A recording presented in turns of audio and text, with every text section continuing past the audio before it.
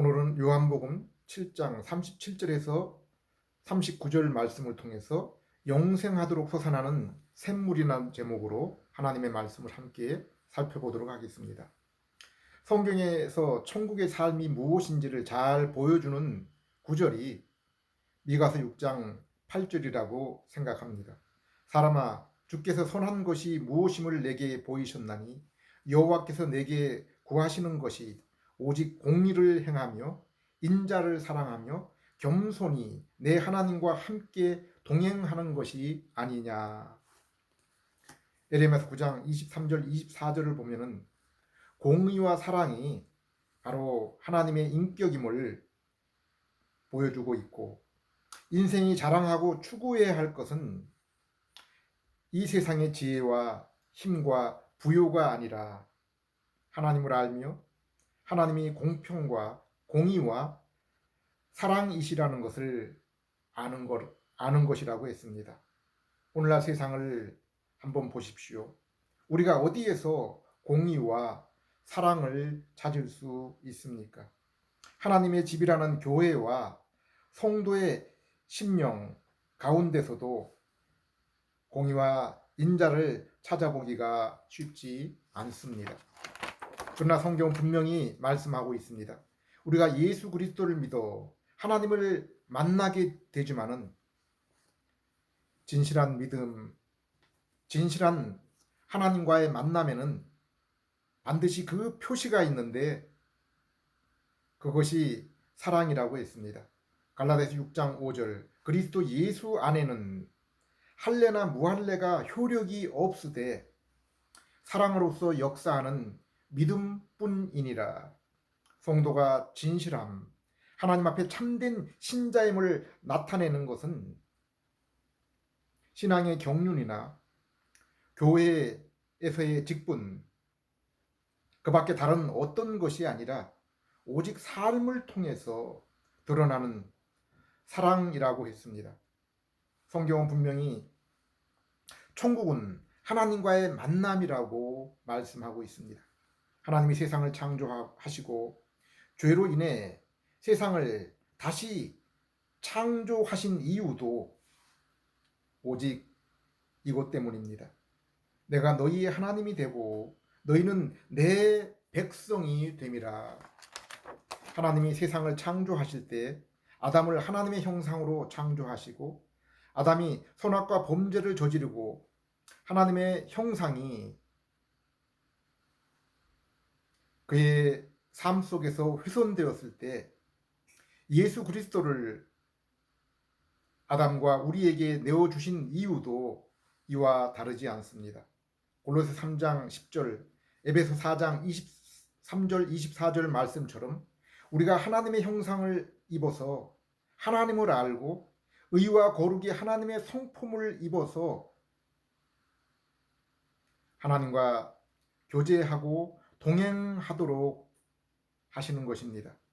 미가 선지자의 고백처럼 예수 그리스도를 믿는 자는 하나님과의 만남과 교제가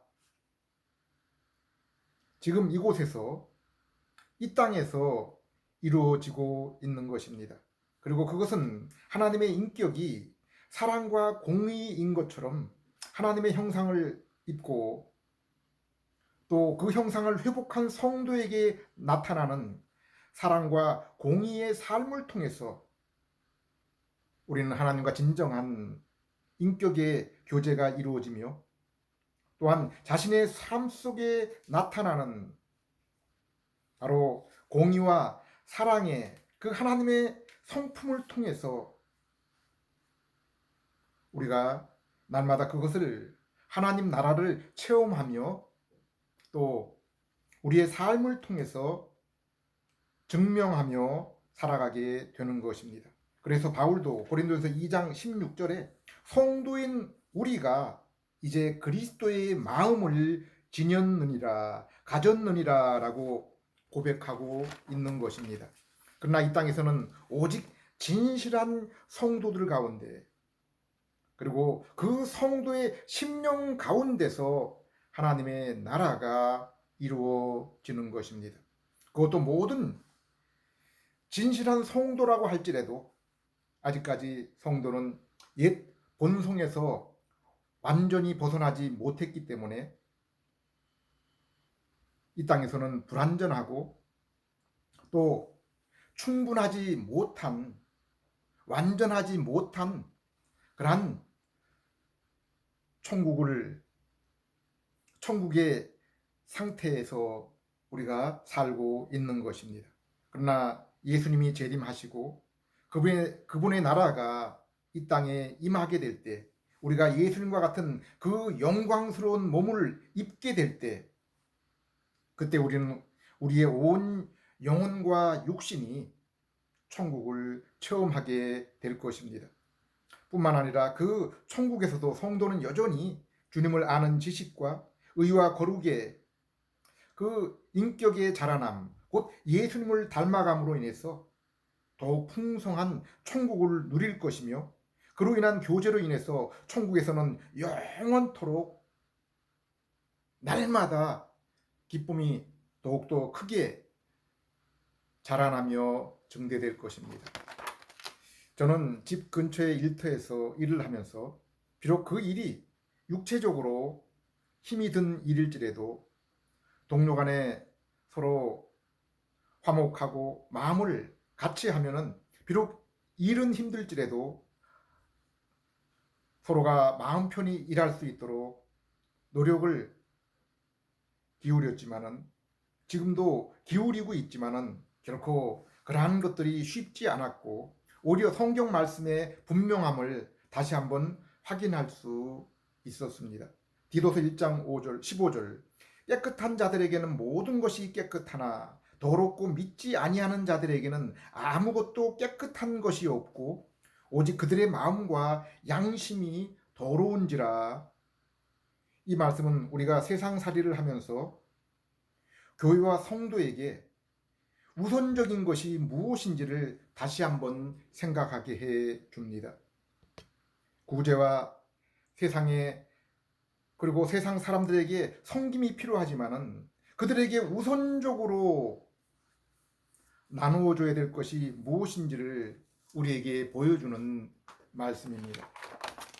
사회가 정의로운 사회, 사랑이 넘치는 가정과 나라가 되기 위해서는 먼저 사람 그 자체가 바뀌어야 됩니다. 환경보다는 사람 그 자체가 바뀌어야 하는 것입니다. 사람의 성향 자체가 원래 지니고 있던 죄와 정욕을 향한 것, 자신의 영광을 향한 것이 바뀌어서 의를 향하도록, 하나님의 영광을 향하도록 그 방향을 돌이키게 해야 하는 것입니다. 그리고 이것을 가능하게 하는 것은 오직 복음뿐입니다. 복음과 성령뿐입니다. 이것은 역사적, 환경적으로도 개신교의 복음 화율이 높은 지역과 나라가 살기 좋은 복지 국가가 된 것을 통해서 우리 눈으로 확인하고 있기도 합니다. 요한복음 3장, 4장을 보면은 예수님이 두 사람과 만나서 얘기하는 장면이 나옵니다. 한 사람은 니고데모라는 사람입니다. 이 사람은 성경을 잘 알고 있는 바리새인이요, 공회의 의원, 오늘날 국회의원과 같은 유대 지도자였고, 또 예수님을 장사 지낼 때 비싼 모략과 침향을 제공한 것을 보면은 그 당시 큰 부자이었음을 짐작할 수 있습니다. 그런데 니고데모가 한밤중에 사람들의 눈을 피해서 예수님께 나와 예수님께 하나님의 나라에 대해서 물었습니다. 왜 니고데모가 예수님께 사람들의 눈을 피해서 한밤중에 나왔습니까? 자신이 세상 사람들이 부러워하는 지식과 권세와 부를 함께 지니고 있었지만은 그것으로는 결코 자신의 영혼을 만족시키지 못했기 때문입니다. 예수님을 만난 또 다른 사람은 성경에 그 이름이 나타나지 않은 사마리아의 한 여인이었습니다. 이 여인도 어느 여인과 다르지 않게 결혼하여 행복한 가정을 꾸리고 행복한 삶을 꿈꾸었지만은, 그러나 그 꿈을 이루지 못하고 그리하여 남편을 5번이나 바꾼 여인이었습니다. 그 여인도 자신이 할 수 있는 모든 노력을 다해서 이러한 행복, 그 자신이 원하는 만족한 삶을 추구했지만은 결코 이룰 수 없었고, 목이 말라서 남들의 눈을 피해 대낮에 물을 기르러 우물에 나왔다가 예수님을 만나게 된 것입니다. 예수님이 삶에 지치고 곤란한 여인에게 하신 말씀이 무엇입니까? 요한복음 4장 13절 14절, 예수께서 대답하여 이르시되 이 물을 마시는 자마다 다시 목마르려니와 내가 주는 물을 마시는 자는 영원히 목마르지 아니하리니 내가 주는 물은 그 속에서 영생하도록 솟아나는 샘물이 되리라. 예수님은 산상수훈에서도 이와 같은 말씀을 하셨습니다. 마태복음 5장 6절, 의에 줄이고 목마른 자는 복이 있나니 그들이 배부름 곧 만족함을 얻을 것임이요. 전도서에서 솔로몬의 고백처럼 인생이 자신의 육신의 정욕, 눈의 탐심, 그리고 이생의 자랑을 다 자랑하고픈 것을 다 이룰지라도, 그리고 마음에 찬 아내와 남편을 얻을지라도 인생은 결코 그것으로 만족할 수가 없다라고 고백하고 있습니다. 인생은 하나님의 형상으로 지음을 받았기 때문에 비록 죄로 인해서 하나님의 형상이 훼손되었지만은 여전히 그 흔적을 가지고 있기 때문에 결코 인생이 하나님의 형상을 자신의 심령 가운데 다시 회복할 때까지, 하나님을 아버지로 만날 때까지는 결코 인생에게 있어 참된 만족과 안식을 경험할 수 없는 것입니다. 그러므로 모든 인생은 죄로 인해 하나님의 형상과 하나님을 잃어버린 후에 끊임없이 하나님의 얼굴을 찾았습니다.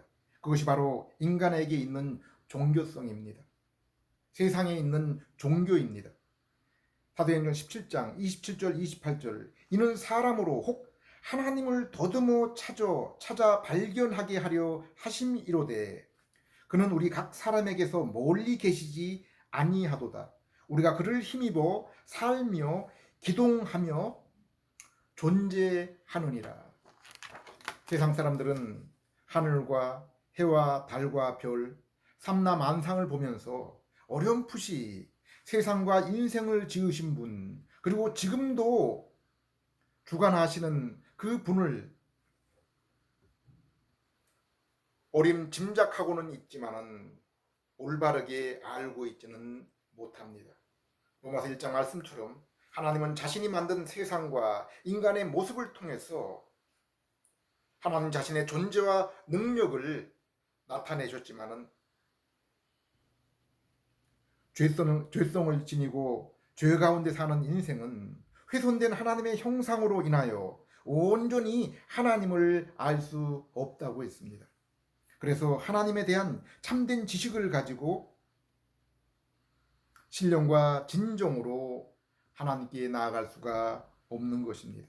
성경은 하나님이 아담 곧 첫 인간을 자신의 형상으로 창조하시고 아담에게 왕, 제사장, 선지자로서의 사명을 주시고, 그러므로 제사장으로 하나님께 나아가 하나님을 섬기며 선지자로 인생들에게 하나님의 그 향기, 진리를 나타내고 왕으로 피조 세계를 섬기도록 다스리도록 하신 것입니다. 그리고 이 사명을 감당하도록 하나님은 하나님에 대한 지식과 의와 거룩의 성품을 주신 것입니다. 그리고 선악과 열매 먹는 것을 금지하여 인간 스스로가 하나님의 피조물로서 하나님의 뜻에 순종하여 사는 것, 하나님 영광을 위해 사는 것이 인생의 본분임을 알게 하신 것입니다. 그리고 하나님은 그들이 하나님께 순종하여 동행하는 삶을 살 때 하나님이 정하신 때에 영생과 천국을 얻도록 예비하신 것입니다. 그런데 아담이 선악과를 따먹음으로 이것을 잃어버렸습니다. 곧 하나님을 잃어버려 하나님의 형상을 입은 인간이 더 이상 하나님과 교제를 나눌 수가 없게 된 것입니다. 인생에 있어 저주와 불행이 바로 이것입니다. 그리고 하나님이 성경을 주신 이유는 바로 이렇게 죄로 인해 하나님을 잃어버리고 인생 가운데 하나님의 형상이 훼손된 것을 회복하기 위하신 것입니다.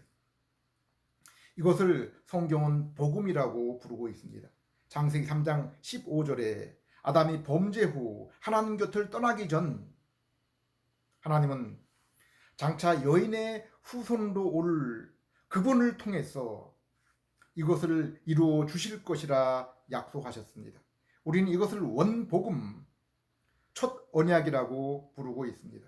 성경은 하나님이 선지자를 통해서 끊임없이 이것을 말씀하고 있는 것입니다. 로마서 1장 2절 3절 이 복음은 하나님이 선지자들을 통하여 그의 아들에 관하여 성경에 미리 약속하신 것이라. 요한복음 5장 39절 너희가 성경에서 영생을 얻는 줄을 생각하고 성경을 연구하거니와 이 성경이 곧 내게 대하여 증언하는 것이니라. 베드로전서 1장 10절 11절 이 구원에 대하여는 너희에게 임할 은혜를 예언하던 선지자들이 연구하고 부지런히 살펴서 자기 속에 계신 그리스도의 영이 그 받으실 고난과 후에 받으실 영광을 미리 증언하여 누구를 또는 어떠한 때를 지시하는지를 상고하니라.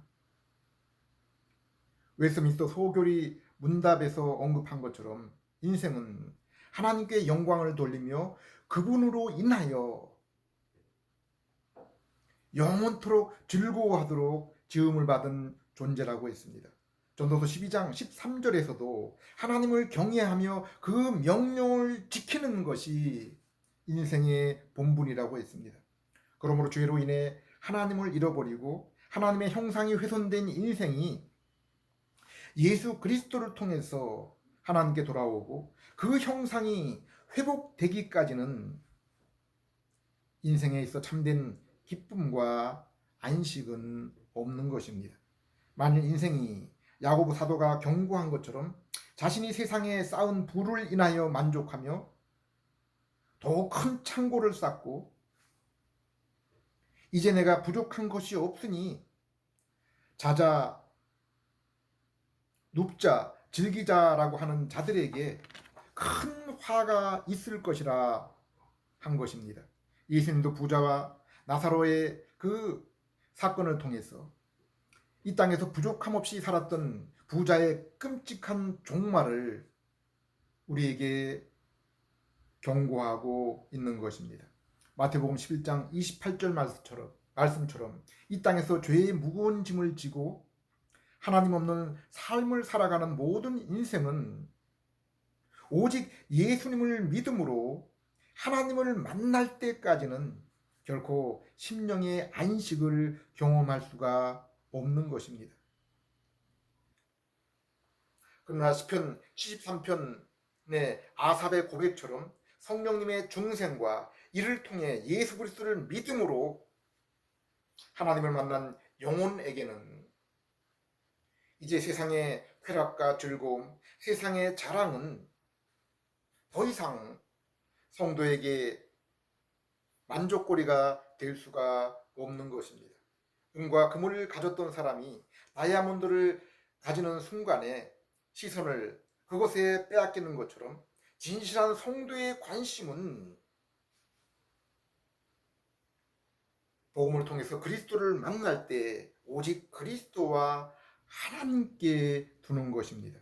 그래서 바울도 빌립보 3장 7절 8절에 예수 그리스도를 믿은 후에는 이전에 자신이 갖고 있던 모든 유익한 것들을 다 해로 여기고 배설물처럼 여기게 되었다고 했습니다. 이는 그리스도 예수를 아는 것이 가장 고상하기 때문에 가장 가치 있는 것이기 때문이라고 했습니다. 요한복음 17장 3절에도 영생은 하나님과 그의 아들 독생자 예수 그리스도를 아는 것이라고 했습니다. 이처럼 복음을 통해 예수 그리스도를 만난 자들은 삶의 모든 시선과 관심을 예수 그리스도와 그분을 통해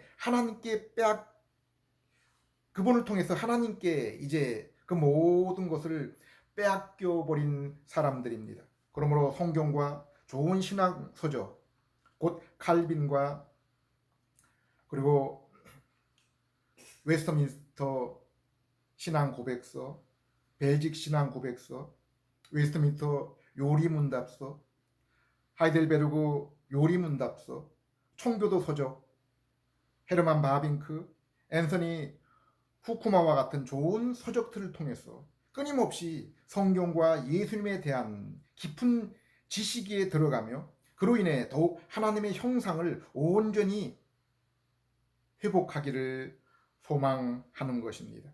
예수를 만난 사람들은 이사야와 베드로처럼 자신이 하나님 앞에 용서받을 수 없는 죄임을 깨달은 후에 이제 남은 인생을 오직 예수님께 드리는 그러한 사람들입니다. 야곱은 형 에서에게서 쫓겨 들판에서 돌베개로 밤을 지새울 때 꿈속에서 하늘까지 연결되어 있는 사다리에 하나님의 사자가 오르고 내려오는 것을 보게 되었고, 그와 함께 하나님이 아브라함에게 주신 약속, 야곱아 내가 너의 하나님이 되며 너는 내 백성이 되리라 라는 언약의 말씀을 받았습니다. 그리고 이후에 예수님은 나다나엘을 만나서 이 말씀을 회상하면서 그 하늘에 이르는 사다리가 바로 예수 그리스도 자신임을 가르치셨습니다. 야곱은 창세기 32장 30절에서 야복강에서 밤새 어떤 한 사람과 씨름하면서 새벽녘에 환도뼈가 끊어지며 간절하게 그 사람의 이름을 묻습니다. 모세 또한 출애굽기 3장 13절에서 광야에서 외로이 나그네 생활하면서 이제 그 광야 한가운데 가시떨기에 나타난 불꽃을 보면서 그 가운데 나타난 그분의 이름을 묻습니다. 야곱은 그 사건 이후에 그가 밤새 씨름한 그곳을 분이엘, 곧 내가 하나님의 얼굴을 보았다, 하나님을 대면하였다라는 이름을 붙였습니다. 모세도 불꽃 가운데서 하나님의 이름이 여호와의 뜻이 무엇인지를 알게 되었습니다. 그분은 스스로 계신 천주와 만물을 지으신, 그리고 지금도 여전히 섭리하시는 하나님이시며 그분이 하신 그 언약의 약속을 따라 택하신 백성, 곧 예수 그리스도를 믿는 성도에게 아버지, 백성을 삼아 주심을 말씀했습니다. 이처럼 인생에 있어서 가장 큰 복락과 영광은 예수 그리스도를 통해서 하나님의 얼굴을, 하나님의 영광을 보는 것입니다. 그리고 이처럼 믿음으로 예수 그리스도를 만난 자들은 세상에 있는 모든 것을 다 가졌을지라도 그것은 인생에 헛되고 부질을 없는 것이지만은 그에게 오직 예수님만이, 그가 알게 된 예수님만이 가장 소중하며, 그러므로 자신이 예수님을 알고 닮을수록 더욱 귀하고 소중한 존재, 더 온전한 안식과 기쁨을 주시는 분이신 것을 날마다 더욱 크게 확신하며 경험하며 살아가게 되는 것입니다. 예수님이 요한복음 4장 14절에 나를 믿는 자에게 영생하도록 솟아나는 샘물이라고 하신 그 말씀을 요한복음 7장 39절에서 37절에서 39절에서는 바로 그것이 믿는 자들이 받게 될 성령이라고 구체적으로 말씀하고 있습니다. 사도 베드로는 베드로서 1장 11절에서 구약의 선지자와 구약의 참된 성도들이 바로 성령님을 통해서 예수 그리스도의 영을 통해서 구약 성경 곧 하나님의 언약의 책을 읽을 때 그곳에서 영생의 선물 그리스도를 발견하고 그로 말미암아 믿고 구원을 얻었다고 했습니다. 로마서 8장 21절, 고린도후서 1장 22절에서 바울도 성령님이 하나님의 백성 성도에게 하나님이 주신 첫 번째 선물이라고 했습니다. 또한 구원받은 백성에게 찍어주시는 인쳐주시는 도장이요 천국을 이 땅에서 미리 맛보게 하는 보증이 되어 주신다고 했습니다. 에레미야 31장 31절에서 34절, 에스겔서 36장 25절에서 27절에서 구약의 선지자들은 성령님이 임하시면은 하나님의 말씀이 이제 성도의 마음에 새겨지고 그로 인해 작은 자나 큰 자가 다 하나님을 알게 될 것이다. 하나님의 영광을 보게 될 것이라고 말씀했습니다. 하나님이 그들의 죄를 이제 더 이상 기억하지 않으시며 그들은 기쁨과 자원함으로 하나님의 말씀 곧 하나님의 계명을 지키며 하나님이 그들의 하나님이 되고 그들은 하나님의 백성이 될 것이라고 했습니다. 요엘 선지자도 요엘서 2장 28절에 때가 되면은 하나님이 하나님의 성령을 그의 모든 백성들의 마음에 부어 주실 것이라고 했습니다. 그래야 그들이 모두 하나님을 알며 그 이름을 부를 것이라고 했습니다. 바울은 로마서 2장 29절에 이러한 말씀을 기억하며 참된 성도는 아브라함의 육신의 후손이나 육체에 행한 할례를 받은 자들이 아니라 아브라함의 영적인 후손 곧 마음의 할례를 받은 믿는 자들이다라고 말씀하고 있습니다. 고린도서 10장 13절에서도 오직 성령이 아니면 예수님을 주님으로 고백할 수가 없다고 했습니다. 고린도서 3장 16절에도 마음이 완고하고 목이 곧은 백성이 오직 예수 그리스도에게 돌아올 때 하나님의 영광 곧 하나님의 얼굴을 가린 수건이 벗겨지고 하나님의 그 영광스러운 얼굴을 뵙게 된다고 했습니다. 요한일서 2장 27절에도 오직 성령이 임하면은 이제 아무도 그들에게 하나님을 가르칠 필요가 없고 성령께서 그들에게 모든 것을 가르치실 것이라고 했습니다.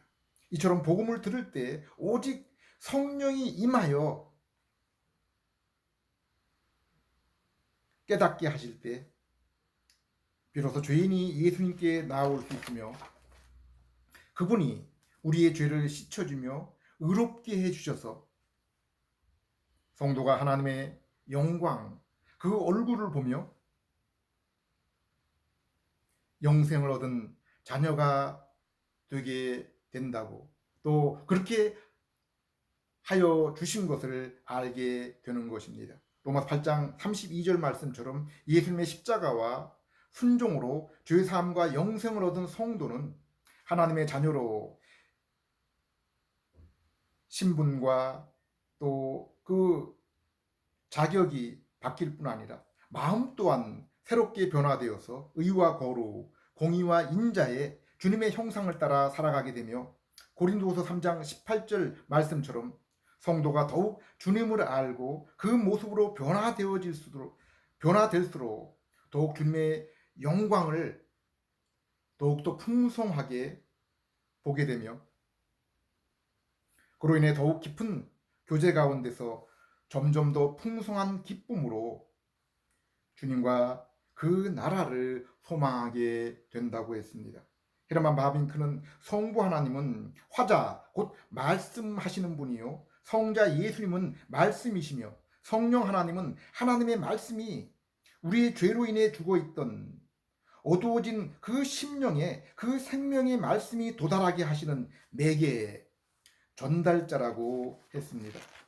또한 성부는 하나님의 영광 본체이시며 성자는 본체의 형상이시며 성령 하나님은 죄의 어두움을 성도의 심령에서 제거하시고 그 영광의 형상을 전달하시는 분이신 것입니다.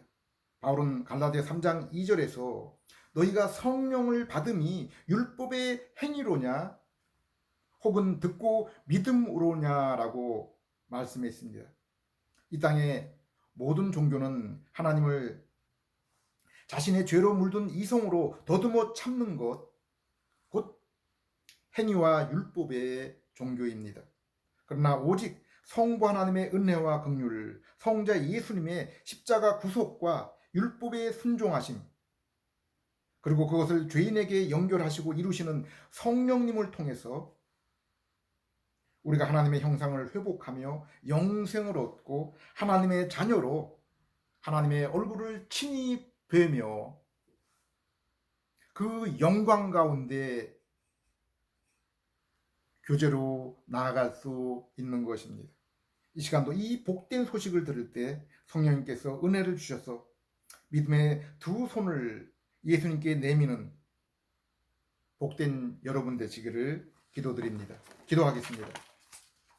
하나님 아버지, 하나님의 존재와 사역, 그리고 인생과 자연의 존재와 모습이 오직 말씀을 통해 저희가 성령님의 도움으로 예수 그리스도께 나아가게 될 때 밝히 보여줌을 믿고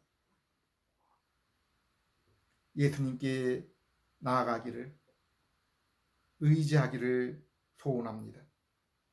이 시간도 이 은혜를 주인인 저희에게 허락하셔서 하나님과 만남의 교제가 이루어지고 그로 인해 의와 거룩, 공의와 인자의 삶을 살게 해주시고 오직 주님께만 영광을 돌리는 그러한 저희들 되게 해 주시옵소서. 예수님 이름으로 기도드립니다.